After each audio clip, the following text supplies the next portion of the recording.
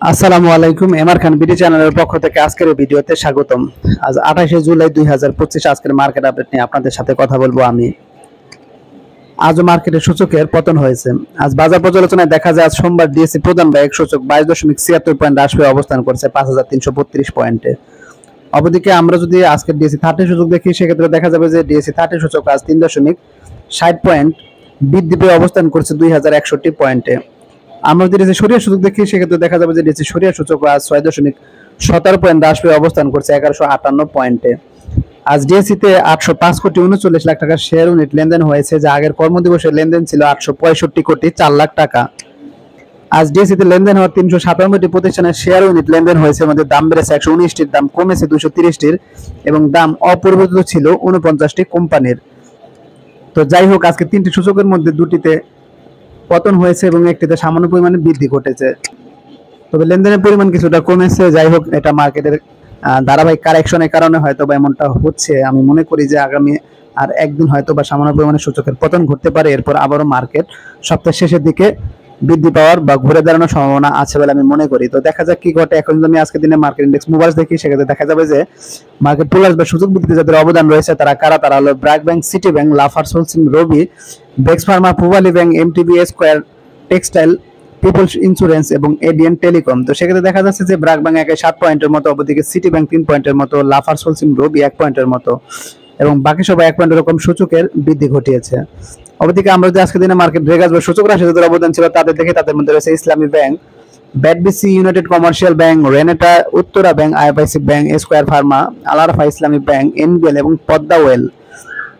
তো সেক্ষেত্রে দেখা যাচ্ছে ইসলামী ব্যাংক 7 পয়েন্টের মতো, অপরদিকে ব্যাডবিসি 3 point, UCB 2 point, Renata 2 point, Uttara bank, IFIC bank, square Pharma এবং আলারফা ইসলামী ব্যাংক 1 পয়েন্টের মতো এবং বাকি সবাই 1 পয়েন্টের রকম সূচকের পতন ঘটিয়েছে। এখন যদি আমি আজকের দিনে টপ গেইনার্স বা মূল্যবৃদ্ধিতে কারা ছিল তা দেখি, তাহলে দেখা যাবে আজকে মূল্যবৃদ্ধি শীর্ষে চলে এসেছে people insurance, Makson spin, Intech, Muzaffar Hossain spinning mill, Sonargaon, Zahin spin, Shaiham textile, ML dyeing, DSSL এবং টেল্লো স্পিন। তো সেক্ষেত্রে দেখা যাচ্ছে যে পিপল ইন্স্যুরেন্স মূলত আজকে হল্টেড হয়েছে, অপরদিকে ম্যাক্সন 6%-এর মতো, ইনটেক, মুজাফর হোসেন স্পিনিং 5% মতো এবং বাকি সবাই 3 থেকে 4%-এর মতো মূল্যের বৃদ্ধি ঘটেছে। তো এখন যদি আজকের দিনে টপ লুজার্স বা মূল্য রাশি কারা ছিল তা দেখি, তাহলে দেখা যাবে আজকে মূল্য রাশি শেষে চলে এসেছে Uttara finance, Padma life, Desh general insurance, Dhaka insurance, Phoenix finance, SICL, prime life, Pragati insurance, ICICL এবং ইউনাইটেড কমার্শিয়াল ব্যাংক। তো সেক্ষেত্রে দেখা যাচ্ছে যে উত্তরা ফিনান্স 8%-এর মতো, অপরদিকে Padma life, Desh general insurance 6%-এর মতো এবং বাকি সবাই 4 থেকে 5%-এর মতো মূল্যের পতন ঘটেছে। তো এখন যদি আমি আজকের দিনের লেনদেনের শীর্ষে কারা ছিল তা দেখি, তাহলে দেখা যাবে আজকে লেনদেনের শীর্ষে চলে এসেছে city bank, Jamuna oil, Bangladesh shipping corporation, BRAC bank, prime bank, Robi, Uttara bank, bank Asia, IDLC এবং বেক্স ফার্মা। তো সেক্ষেত্রে দেখা যাচ্ছে যে সিটি ব্যাংক আজকে মূলত 47 কোটি টাকার মতো লেনদেন হয়েছে, অপরদিকে যমুনা ওয়েল 33 কোটি, Bangladesh shipping corporation, BRAC bank 30 কোটি, প্রাইম ব্যাংক 21 কোটি এবং বাকি সবাই 10 থেকে 18 কোটি টাকার মতো লেনদেন হয়েছে। অপরদিকে আমরা যদি আজকে দিনে ভলিউমের শীর্ষে কারা ছিল তা দেখি, তাহলে দেখা যাবে আজকে ভলিউমের শীর্ষে চলে এসেছে city bank, mercantile bank, Dhaka bank, bank Asia, Uttara bank, prime bank, DSSL, Robi, IFIC bank এবং ডমিনেস। তো সেক্ষেত্রে দেখা যাচ্ছে যে সিটি ব্যাংক আজকে প্রায় 1,94,00,000-এর মতো শেয়ারের লেনদেন হয়েছে, অপরদিকে মার্কেন্টাইল ব্যাংক 86 লাখের মতো, ঢাকা ব্যাংকও 86 লাখের মতো, অপরদিকে ব্যাংক এশিয়া 82 লাখের মতো এবং বাকি সবাই 55 থেকে 78 লাখের মতো শেয়ারের লেনদেন হয়েছে। এখন তুমি আজকে দিনে সেক্টর বেস লেনদেন দেখি, তো সেক্ষেত্রে দেখা যাবে যে আজকে একটি মিশ্র বাজার ছিল। তো অধিকাংশ সেক্টরে খারাপ করেছে, ভালোর ভিতরে শুধুমাত্র দেখা যাচ্ছে jute sector, cement, telecommunication, corporate bond, textile এবং আইটি সেক্টর এগুলো ভালো করেছে। অপরদিকে খারাপের ভিতরে দেখা যাচ্ছে যে financial sector, food and allied এগুলো বেশি খারাপ করেছে, fuel and power, ceramic sector, insurance সেক্টরও বেশি খারাপ করেছে এবং বাকিরা টুকটাক খারাপ করেছে। এখন যদি আজকের দিনের কিছু ডিক্লারেশন দেখি, সেক্ষেত্রে দেখা যাবে যে আজকে 28শে জুলাই প্রগতি লাইফ ইন্স্যুরেন্স তারা অ্যানুয়ালি 15% ক্যাশ ডিভিডেন্ড ঘোষণা করেছে। তাদের ইপ্রেজেন্ট অ্যাসেট ভ্যালু জানা যায়নি, তাদের রেকর্ডেড হচ্ছে 19 আগস্ট 2025। তো যাই হোক, যারা উক্ত কোম্পানির ডিভিডেন্ডটি পেতেছেন আপনাদেরকে অবশ্যই 19 আগস্ট 2025 সে পূর্বে উক্ত কোম্পানির শেয়ার ধারণ করতে হবে। তো এখন আমি চলে যাবো আজকের দিনে গুরুত্বপূর্ণ কিছু নিউজে। সংশোধনের মাঝেও শেয়ার বাজারে স্থিতিশীলতার আভাস। কি বলছে যে টানা 8 দিন ধারাবাহিক উত্থানের পর দেশের শেয়ার বাজার গত 2 কর্মদিবস সংশোধন প্রবণতায় রয়েছে। আগের দিন সপ্তাহের প্রথম কর্মদিবস রোববার ঢাকা স্টক এক্সচেঞ্জের প্রধান সূচক 37 পয়েন্ট কমেছে। আজ সোমবারও লেনদেনের শুরুতে নেতিবাচক ধারায় যাত্রা শুরু হয়, তবে লেনদেন কিছুক্ষণ পরে বাজার ঘুরে দাঁড়ায়। যদিও দিনের শেষ ভাগে বিনিয়োগকারীদের মুনাফা তুলে নেওয়ার চাপে প্রধান সূচক 23 পয়েন্ট কমে যায়।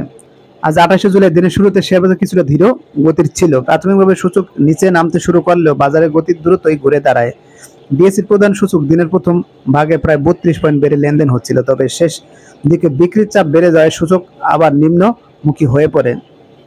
শেষ পর্যন্ত ডিএসসির প্রধান সূচক 23 পয়েন্ট কমে বন্ধ হয়, যা বাজারের একটি মিশ্র প্রবণতায় ইঙ্গিত দেয়। তবে লেনদেনের প্রথম ভাগ বাজার কয়েক দফা উপরে ওঠার চেষ্টা করে, যদিও শেষ ভাগে বাজার ক্রমাগত পতনের বৃত্তে আটকে যায়। বাজার বিশ্লেষকদের মতে টানা কয়েকদিনের উত্থানের পর বিনিয়োগকারীদের একটি বড় অংশ স্বাভাবিকভাবে লাভ তুলে নিচ্ছেন। এটি বাজারের জন্য অস্বাভাবিক নয়, বরং মাঝে মধ্যে এমন মুনাফা গ্রহণ বাজারকে সুস্থ রাখে এবং অতিরিক্ত চাপে পতনের সম্ভাবনা হ্রাস করে। তো যাই হোক, আজকে মার্কেটের যে সূচকের পতন হয়েছে সেটা খুবই স্বাভাবিক বলে মনে হয়। তো যাই হোক, দেখা যাক কি ঘটে। মার্কেট হয়তো বা আগামী দিন কিছুটা উঠে দাঁড়ানোর চেষ্টা করবে, তো সেখান থেকে কত করতে সক্ষম হবে সেটাই দেখার বিষয়। তো এখন আমি চলে যাবো অপর একটি গুরুত্বপূর্ণ নিউজে। 17,75,000 শেয়ার কেনার ঘোষণা।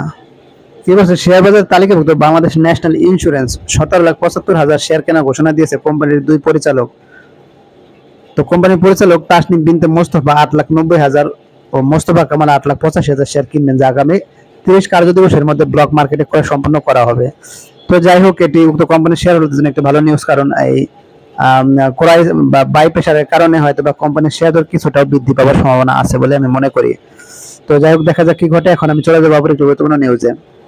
11 কোম্পানির ইপিএস ঘোষণা করা হয়েছে। যদি আমরা এখন দেখে নিই যে 11 কোম্পানির ইপিএস এ কারা কারা ছিল, তা হলো যে পিপলস ইন্স্যুরেন্স, তারা মূলত জুন 2025-এ তাদের ইপিএস দেওয়া আছে। তারা হচ্ছে 1 টাকা 49 পয়সা, প্রাইম ব্যাংক 3 টাকা 53 পয়সা, সিটি ব্যাংক 2 টাকা 23 পয়সা, ইউনিয়ন ইন্স্যুরেন্স 1 টাকা 14 পয়সা, ইউনাইটেড ফাইন্যান্স 17 পয়সা, ক্রিস্টাল ইন্স্যুরেন্স 1 টাকা 78 পয়সা, ব্যাংক এশিয়া 2 টাকা 29 পয়সা, পাউনের ইন্স্যুরেন্স 2 টাকা 20 পয়সা, প্যারামাউন্ট ইন্স্যুরেন্স 1 টাকা 58 পয়সা, কর্ণফুলী ইন্স্যুরেন্স 1 টাকা 11 পয়সা এবং মাইডাস ফাইন্যান্স তারা -3 টাকা 26 পয়সা।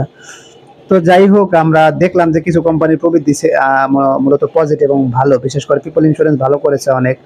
আমি বলবো প্রাইম ব্যাংকও খুব ভালো করেছে, তবে শেষের দিকে কোম্পানিগুলো কিছুটা নেগেটিভ গ্রোথ। তাই যেগুলো ভালো করেছে সেসব কোম্পানিগুলো সম্পর্কে আপনারা খোঁজখবর রাখতে পারেন। তো এখন আমি চলে যাবো অপর একটি নিউজে। 28 জুলাই ব্লকে 4 কোম্পানির বড় লেনদেন। সোমবার ঢাকা স্টক এক্সচেঞ্জের ব্লক মার্কেটে 37টি প্রতিষ্ঠান লেনদেনে অংশ নিয়েছে। এসব প্রতিষ্ঠানের মোট 21,60,34,000 টাকা শেয়ার লেনদেন হয়েছে। এর মধ্যে সবচেয়ে বেশি লেনদেন দেখা গেছে 4 প্রতিষ্ঠানের শেয়ার। তো তারা হলো Khan brothers, Bangladesh shipping corporation, Asiatic laboratories এবং মুন্ন সিরামিক। আজ এই 4 প্রতিষ্ঠানের মোট শেয়ার লেনদেন হয়েছে 12 কোটি টাকারও বেশি। তো যাই হোক, এর মধ্যে যেটা দেখা যাচ্ছে যে বাংলাদেশ শিপিং কর্পোরেশনের শেয়ারটি এমনিতে ভালো এবং এশিয়াটিক ল্যাবরেটরিজের দামও সামান্য পরিমাণে বাড়তে পারে বা আরেকটু বাড়ার সম্ভাবনা আছে বলে আমার মনে হয়। তাই এই দুটি কোম্পানি সম্পর্কে আপনারা বিশেষ নজর দিতে পারেন এবং বাকিগুলো দেখতে পারেন, তবে প্রয়োজনে বিনিয়োগ করতে পারেন। বিনিয়োগ করার পূর্বে অবশ্যই ঝুঁকির কথা বিবেচনা করে বিনিয়োগ করবেন। তো আজকের মধ্যে ভিডিও আর বাড়াবো না, আজকের মধ্যে এখানে বিদায় নিচ্ছি। যারা আমার চ্যানেলে নতুন অবশ্যই চ্যানেলটিকে সাবস্ক্রাইব করবেন, লাইক করবেন, কমেন্ট এবং শেয়ার করবেন। সবাই ভালো থাকবেন, সুস্থ থাকবেন। আল্লাহ হাফেজ।